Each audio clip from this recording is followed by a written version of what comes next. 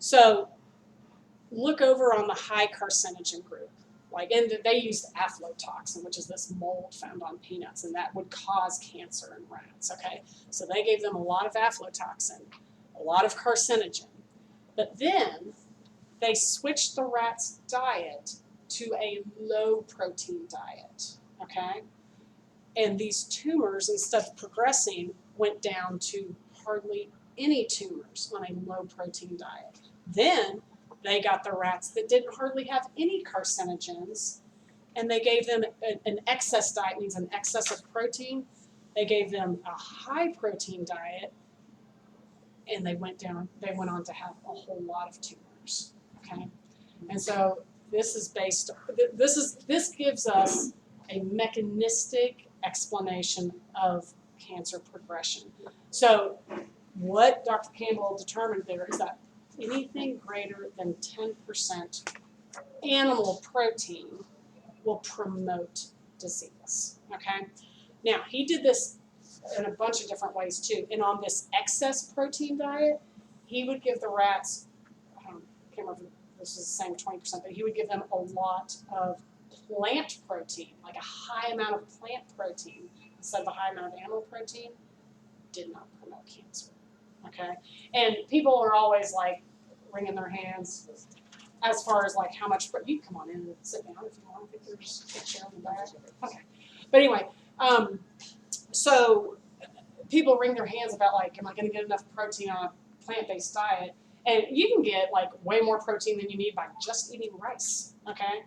I mean, you'll get 20%. So it's not hard at all to get even more than 10% protein on a plant-based diet.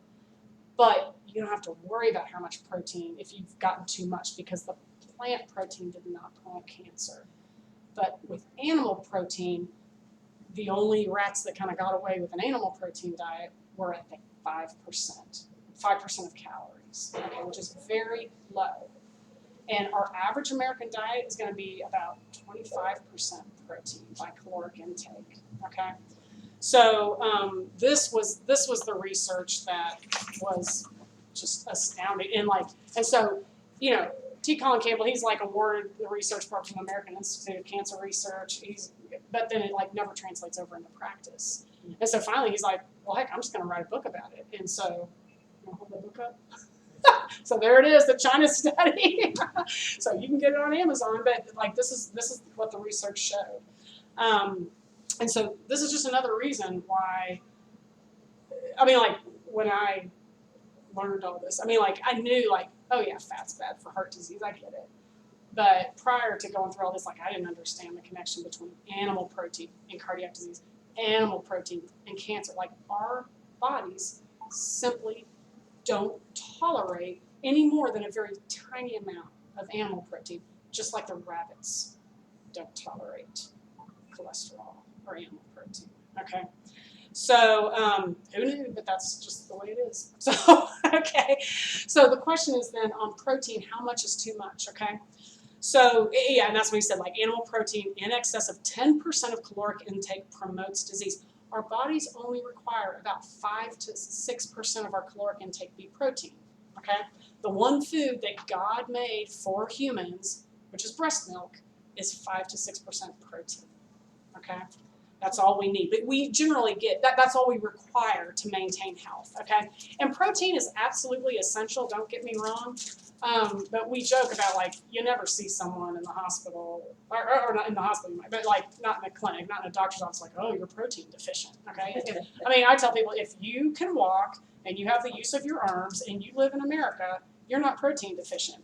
The only people I've ever seen protein deficient are near death and emaciated, okay? The average female protein requirement is 46 grams a day. That's like 140 pounds. Average male is 56 grams a day. That's 0.8 grams per kilogram is what you need in protein, okay? Most of us get a lot more than that. People that have eat large amounts of protein have 23 times the risk of death from diabetes and 5 times the risk of death from cancer as those consuming less protein, okay? And like here, you can see why, right? Because of all these disease processes.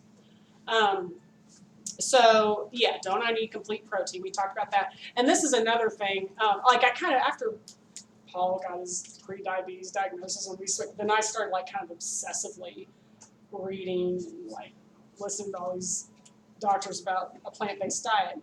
And I came across Dr. Joel Fuhrman, who talks about how meat and dairy, which is a complete protein, like when you have complete protein dumped into your stomach, in addition to like that cancer research, complete protein stimulates the production of this thing called IGF-1, insulin-like growth factor 1, okay?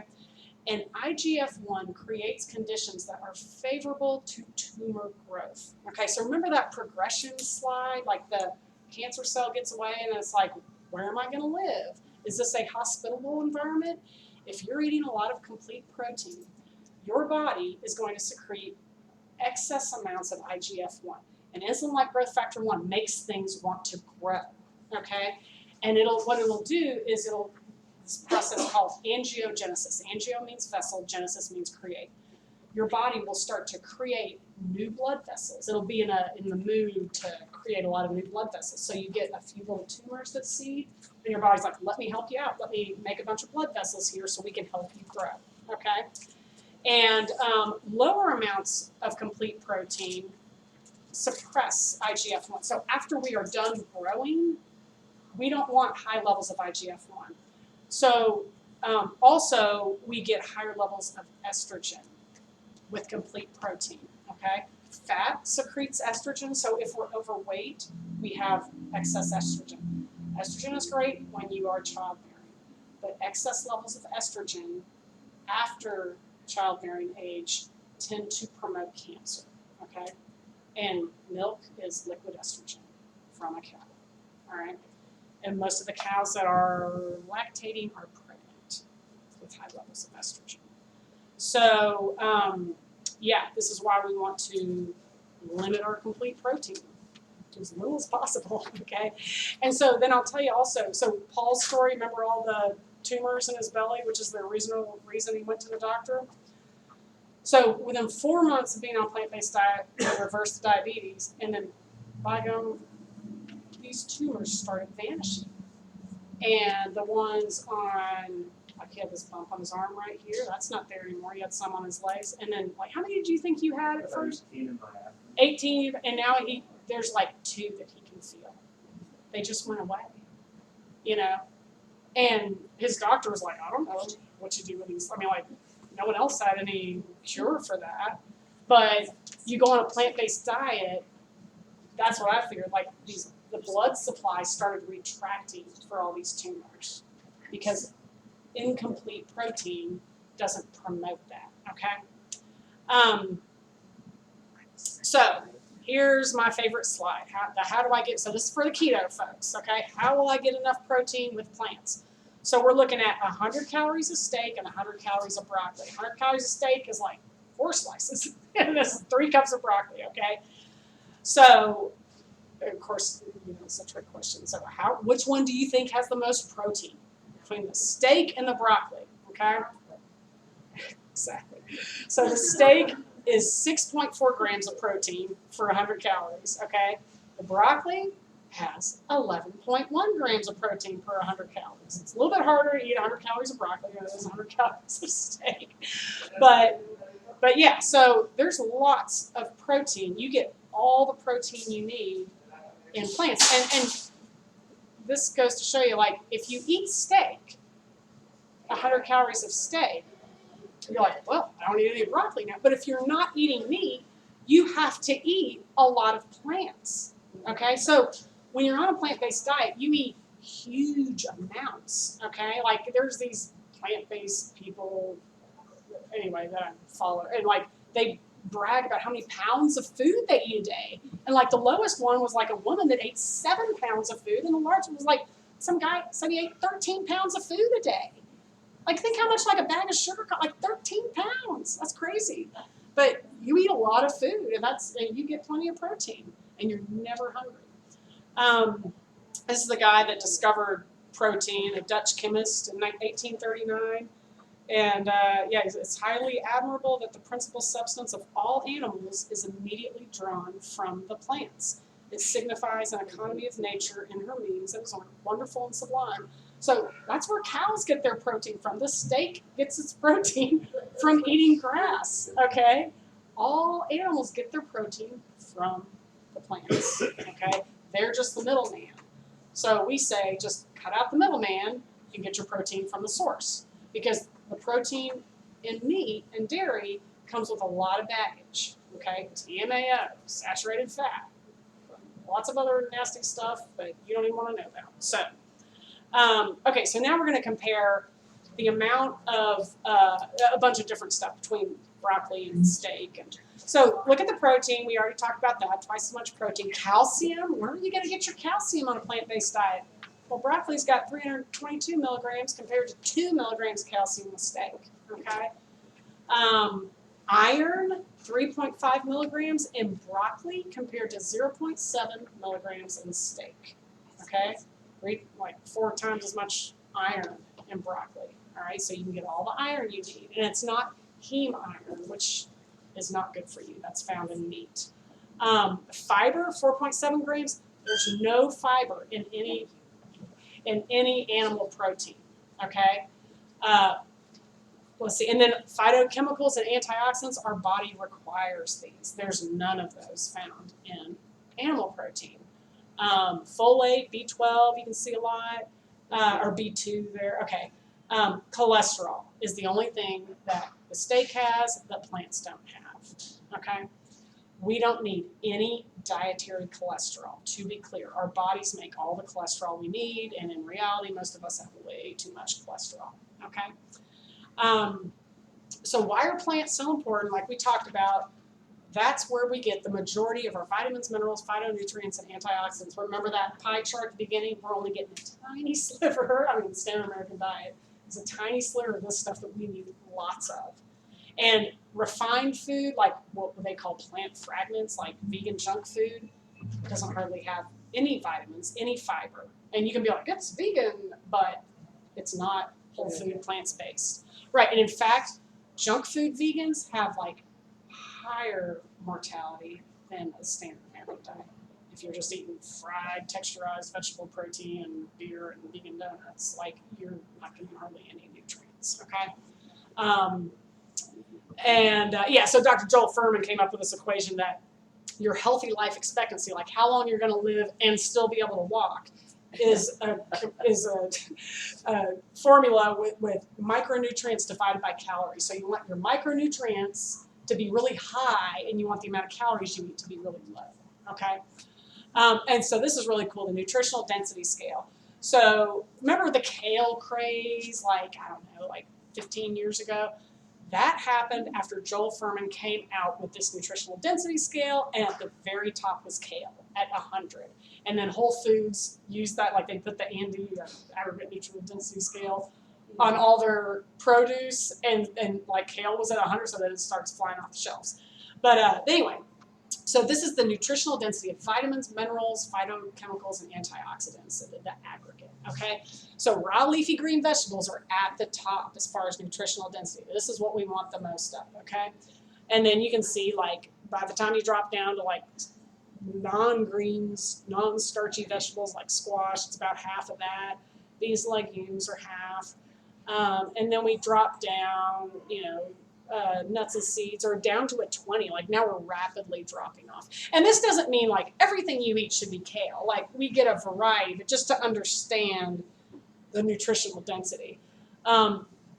Dairy, meat, eggs, we're down to like 10% of the scale, like 13, 11. Red meat is 8. Full fat dairy is 4. Cheese is 3, okay? And like Coke is 0. So just to be clear, cheese has no nutritional benefit. It is 70% fat, okay? So, like we eat cheese, like I'm being healthy. I'm gonna have my cheese and crackers and, this is all devoid of any nutritional value, okay? So just remember that. We want to get as much nutritional density as we can. And this is a comparison. This is the USDA chart of a mixture of whole plants on the left. So the whole plant blend is mango, pea, broccoli, kale, oats. They grind it all up, and then assess the nutrient value. The animal foods is milk, chicken, beef, salmon, and egg. And then the refined plants, that's like your vegan junk food, basically. Potato chips, spaghetti, cola, donuts, and Italian dressing, okay? So look at the protein. You know, the whole plants have about 2/3 as much protein as animal foods per 100 calories, okay? Lipids, fat, plants hardly have any. Animal foods have a whole lot. Oh, and the refined vegan junk food has a whole lot too. Fiber, tons of fiber in the whole plants. Zero fiber in animal. 1.8 grams in the junk food. Okay, so no fiber in the junk food, even though it's vegan. Lots of potassium in plants. That's cancer protective. Lots of iron in the plants compared to the animal foods. Look at that. And calcium, twice as much calcium in the plants as there is in the animal foods per 100 calories. So if you ever go to a doctor and they're like, well, where are you going to get your protein and your calcium? Just, there you go. It's all in writing. USDA. The vitamin B12, I thought B12 was good for us, and it looks like it only comes So- from animal foods. Right. B12 is found in dirt in the soil. And the only way we really get it is from, like, animals ingest it, and then it is in their intestines, which ends up a little bit in your meat. And that's how we get the majority of our B12. And you only need a tiny bit of B12. So most vegans do have to supplement B12. And you can take 1,000 micrograms once a week. It is water soluble, so you don't have to worry about getting too much. I mean, in my experience, like, you have to be like really vegan to be low on B12. Like, my mom's like, oh, I'm gonna get my B12 level checked, and she was higher than the normal range on her vegan diet.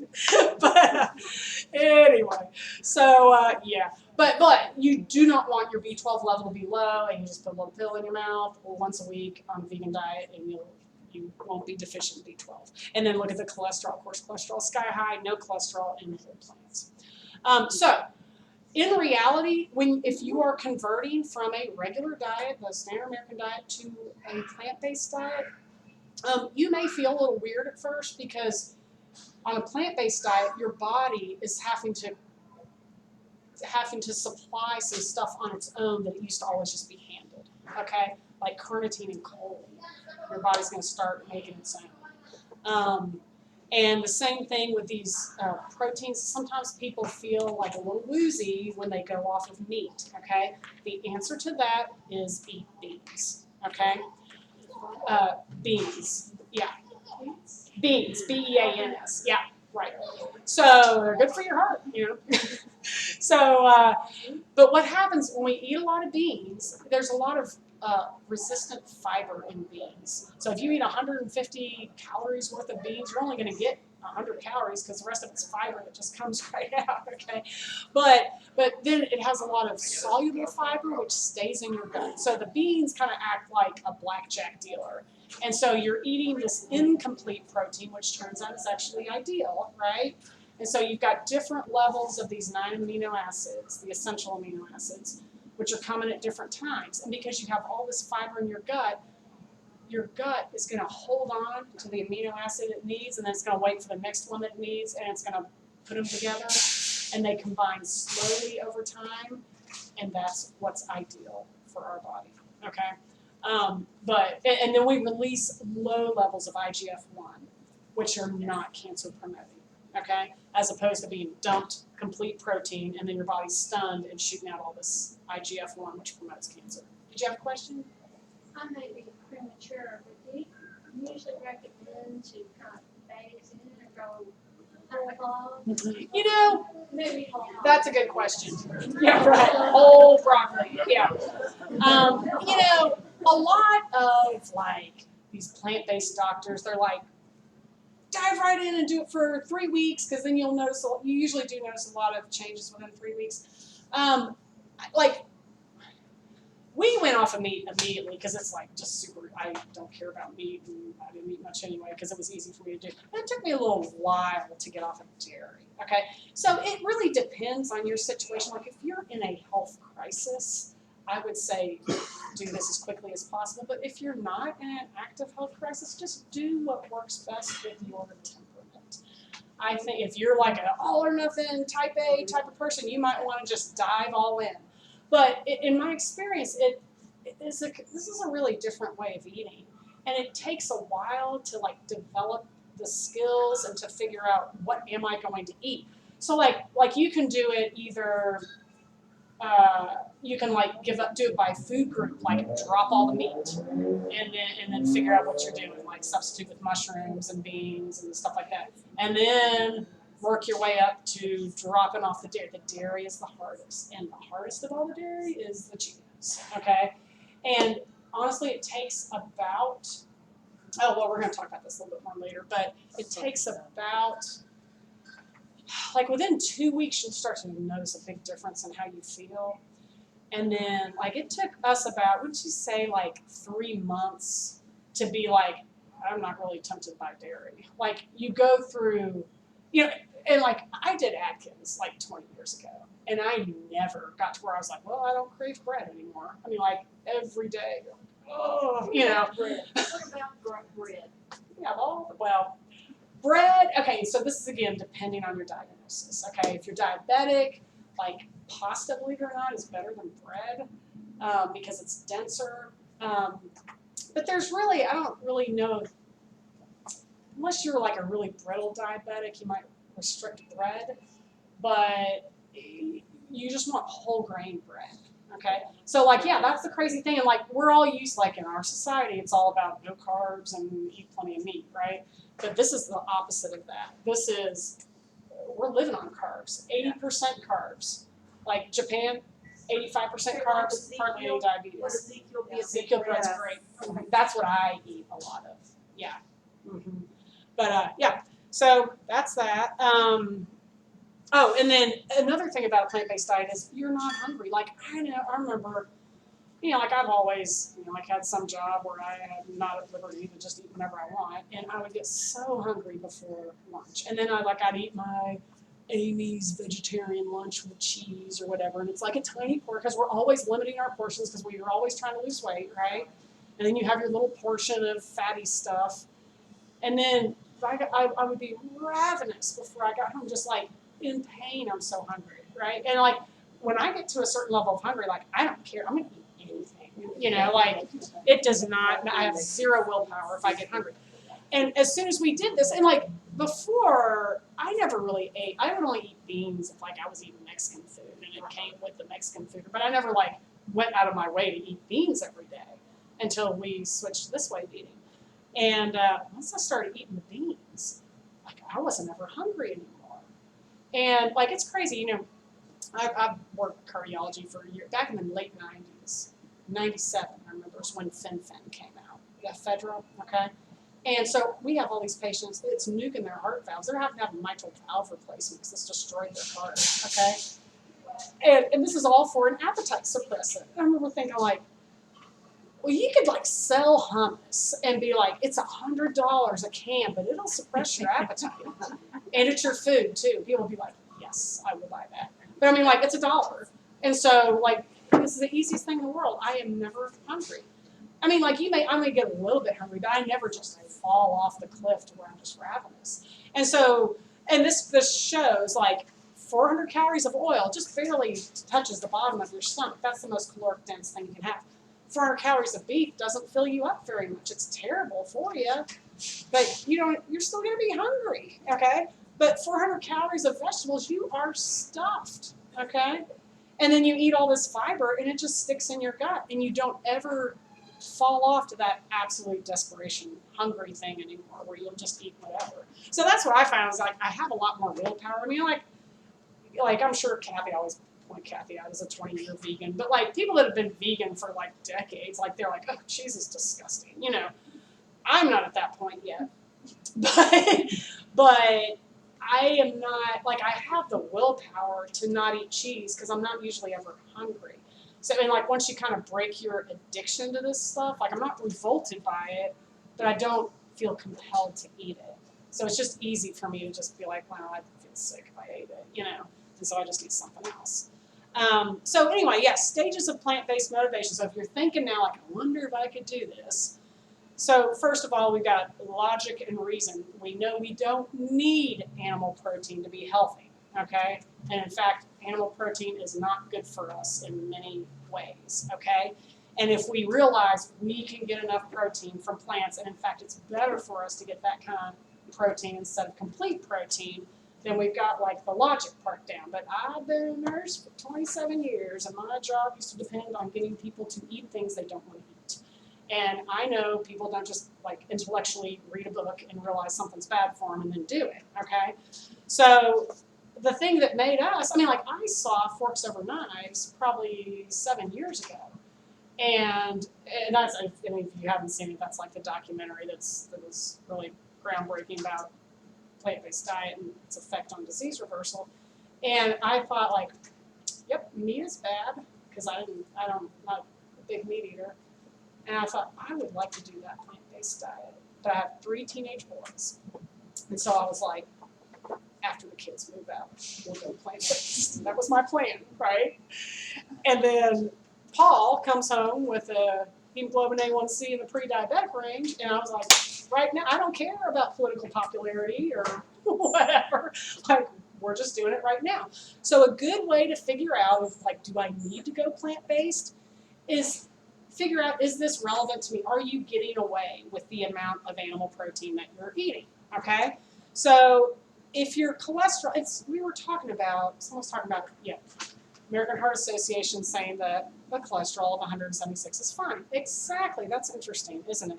So the Framingham study, which is a large longitudinal study of heart attack risk from like 1948 to the 90s, okay? And this was the largest, this was really what confirmed the lipid hypothesis, okay? And in that study, of all the people that had heart attacks, 35% of them had a cholesterol between 150 and 200. So that's where Dr. Esselstyn established his range of you need no, there's no recorded heart attacks below 150 on total cholesterol. So that's where he came up with that you need to have a total cholesterol below 150, okay? If you're higher than that, you could stand to go on a plant-based diet. You'll probably drop 30 points in 2 weeks, okay? You need to keep, okay, so yeah, and they say like in a country where it's normal for people to drop dead of a heart attack, we say 200, below 200 is okay, but you want to be better than that, okay? We also say LDL, keep it below 110, but to be heart attack proof, you want to get your LDL between 70 and 80, okay? And Esselstyn says your LDL needs to be below 58 if you want to melt away existing plaque, and that's really low, okay? That's going off all the oil.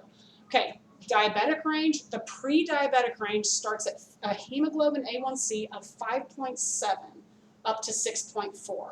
Once you hit 6.4, you are diabetic, okay? And that it just goes up to God knows what. I've had patients that are like 16 on their A1C, okay? So look at your blood work and assess where you are, okay? If you're not in these ranges, a diet change can make a huge change for your long-term outcomes, okay? And this is a really interesting graphic that shows like the transition from regular American food to a plant-based diet. So this is work by Dr. Doug Lisle. It's called The Pleasure Trap. But foods like salt, sugar, and oil give us a supranormal pleasure response, okay? And they're highly addicting. Like we get a dopamine rush, just like if you took meth or something when you eat a fatty, sugary, salty food, okay? And so like when we're first born, you know, like you have your newborn baby and you're just going to feed them perfect. I got ground up lima beans that I fed my kids. And so like when you first are introduced to food and it's healthy food, you have a normal pleasure response to that. And then say your kids go to school and that's where they discover Skittles and Little Caesars pizza and stuff like that. So then they're exposed to the supranormal stimuli of enhanced fatty food, right? And so you get like a big kind of like sugar high, fat high off of that. Ooh, a supernormal response, right? But then after a while, after you've eaten that kind of food for years, you don't even get like the hit from it anymore. You just have a normal response, like your pleasure receptors have down-regulated, and you just get a normal response from your cheeseburger and Coke, okay? It doesn't even give you that big high anymore. So then when you go to peas and carrots, like to the healthy food, you are going to have a lower pleasure response. So this is our conversion factor when you go on a plant-based diet, and you're like, "Whoa, that's not like a cheeseburger," okay? Yeah, I mean, what do you do to increase satiety? So beans and oatmeal, and it may take like a week or so that you like feel weird, okay? But just keep going, and like once my answer is eat as much beans as you can at first, okay? Sweet potatoes, okay, yeah, yeah. What about things like crackers, like saltine crackers and those kind of things? Okay, so crackers, you've got to be careful. So a saltine cracker is refined because it's white flour. Oh, sure, they do make whole wheat, but like really we want to do as many whole grains, whole foods as possible, okay? And but regular crackers are full of like palm oil, saturated fat, like a bunch of junk you don't want. So like really, I think it's best to do like Ezekiel bread, like make some toast, you know, and yeah, things like that. But try to stay as whole as possible, but you will fill up.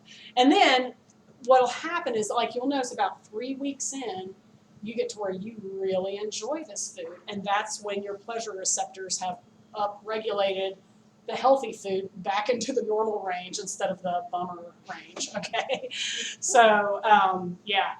And this is a pretty interesting thing. So another thing Dr. Lyle talks about is the motivational triad. There's kind of 3 things that really motivate all human behavior, and that is pleasure seeking, pain avoidance, and conservation of energy. And as we get older, that conservation of energy like really takes over, you know.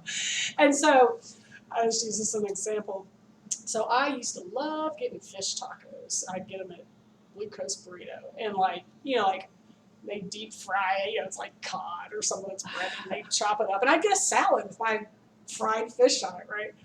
And so once we start doing this, like did I ever try to make my own fish tacos at home? Like, nah, I don't want to deep fry something at home. I'll just, you know, it was like conservation of energy made me never bother to try something. I just do my usual boring stuff, but I'd go out to where I knew I could get it, right? But now I'm on this diet where I can't eat meat.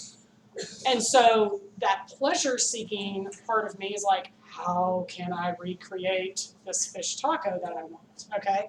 And so you get to a point where you start like really looking for recipes, and you're like, if I could figure out, you know, like some gimmick to where I can do this, then like my life could completely change.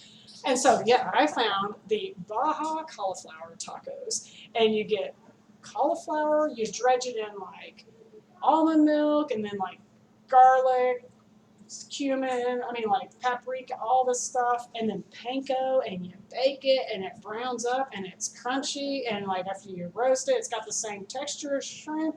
I mean, it's just amazing. And then I made this like mango slaw with like, you know, like lime and cilantro, and then chipotle sauce. Like you can get all sorts of vegan stuff, like better than sour cream. It's not really better than sour cream if you eat it straight, but if you put chipotle on it, you know, and you can do like silken tofu, but like you can find all sorts of ways where you can make like a chipotle sauce. And so then I make that, and I'm like, oh my gosh, this is amazing. What are those, the bread, what is that it's on? It's on a corn tortilla. And whenever you're, like, yeah, Whole Foods, man. So I have 2 corn tortillas on every taco I have. I don't limit my tortillas at all. You can have all you want. And so, yeah, like when you discover something like that, I mean, like I was on top of the moon. And I was like, I can have this 3 times a day if I want. It is good for me. So, like, you will end up going through all of this work because of your pleasure-seeking behavior. You're like, how can I've got to find a shortcut here, right? Then, look at this. Boom, bloomin' onion, okay? So I've probably eaten maybe 2 bloomin' onions in my lifetime from the steakhouse, right? Because, like, I know I am a productive member of society, and I know adults can't just walk around eating bloomin' onions, okay? Even though they're, like, technically vegan or whatever. But, like, after a while, you're like, oh, I've got to find something I can make.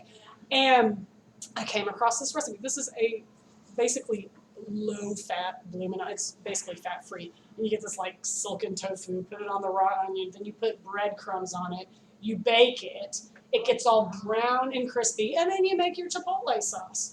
And you got like this spicy sauce. You've got your sweet Vidalia onion. It's just amazing. Yeah. And I'm like, I could eat this. I could have 5 of them if I wanted. There's no limits to any of your things. And like, and it was the first time we made it. I'm like, can you believe how? And it's funny. I got this picture off the internet because usually you start taking a bunch of pictures of your food. And like when that came out of the oven, I forgot all about taking a picture and we just inhaled it. And I'm like, oh, I didn't get my picture. But anyway, but yeah, you discover all this stuff and you're like, I can eat all that I want. Yes, ma'am. Isn't silken tofu a processed food? Well, yeah.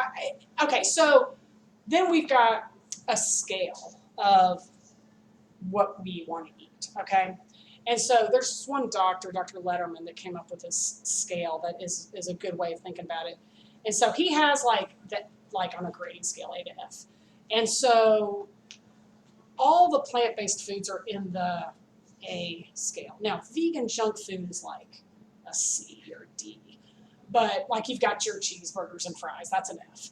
And then you've got, I think vegan junk food is pretty far down there, and like dairy. And then, but then in the A range, you have A plus, A, and A minus. Okay, A plus is any whole grain, whole fruit, whole vegetable. You know, potatoes are an A plus. Okay, the A range is like, I think nut milks were in, I can't remember if nut milks were A or A minus. And, but anyway, there's a little range within like absolute perfection of food, which is whole grains, and like not perfect, okay? But they say aim for an A grade, you know, like, and so like, yeah, the tofu would probably be like an A minus, okay?